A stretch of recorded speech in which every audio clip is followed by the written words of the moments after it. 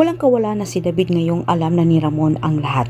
Hindi sukat akalain ni David na si Marites pala ang puputol sa kanyang masamang pinaplano laban sa mga Montenegro, lalo na kay Tanggol at Ramon. At samantala, ipinakita naman ni Marites kay Ramon at Julio ang totoong larawan ni Tanggol. Gulat na gulat itong si Ramon nang makita niya ito at sabay-sabi niya kay Marites na minsan na umano niyang nakaharap itong si Tanggol at sila'y naglaban pa nang dahil kay Mokang. Naunawaan naman ni Ramon kung bakit hindi umano niya magawang kalabitin ang kanyang armas nung tinutukan niya itong si Tanggol at sila'y nakaharap dahil tamang umano ang kanyang hinalang nararamdaman na ito umano ang kanyang tunay na anak.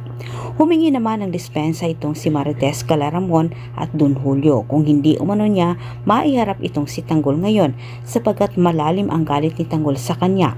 Dagdag ni Tess, hindi rin umano niya alam kung magpapakita ba itong si Tanggol sa kanya.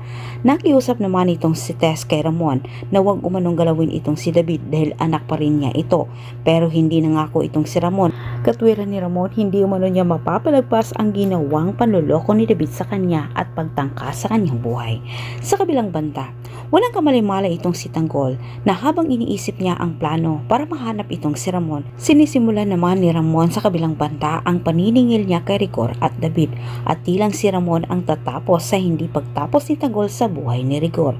Tinipon kaagad ni Ramon ang kanyang mga tauhan para sa paglusob nila sa Dimas at sa paniningil umano niya kay Rigor.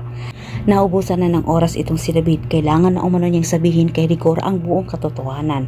Nagalit itong si Rigor dahil sa hindi umano pagsabi ni David sa kanya na buhay pa itong si Ramon. Nung siya'y lispo pa, maaari pa niya itong mahuli at maibalik sa kulungan, pero ngayong wala na sa serbisyo, hindi na umano niya itong magagawa. Sinabi ni David kay Rigor na kailangan umano nilang maghanda o umalis umano sa Dimas dahil sigurado umano siya. Ngayong alam na ni Ramon ang lahat, lulusubin umano silang dalawa sa Dimas para singilin. Ngunit hindi naman napatinag itong si Rigor, haharapin umano niya itong si Ramon at sa muli nilang pagharap, sisiguraduhin umano niya. Nasa kanilang dalawa ni Ramon, isa ang mamatay at yun umano si Ramon. Ngunit tilang hindi si Ramon ang mawawala, kundi itong si David. Antabayanan po niyo ang susunod kong update. Maraming salamat sa panonood at pakikinig.